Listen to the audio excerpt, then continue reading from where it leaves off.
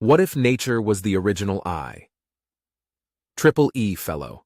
What if the most resilient technologies weren't born in labs, but in forests? What if the secret to leadership, security, and peace through strength was already written into rivers, neurons, and galaxies?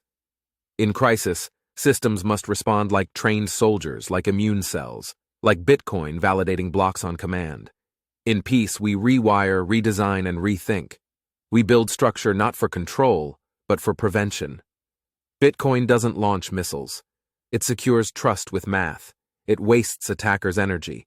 That's resilience by design. Artificial intelligence can react like a soldier and learn like a scholar. But without human ethics, it's a weapon without conscience. Bees model industriousness. Rivers teach perseverance. Stars define greatness. Nature is not a metaphor, it's a protocol.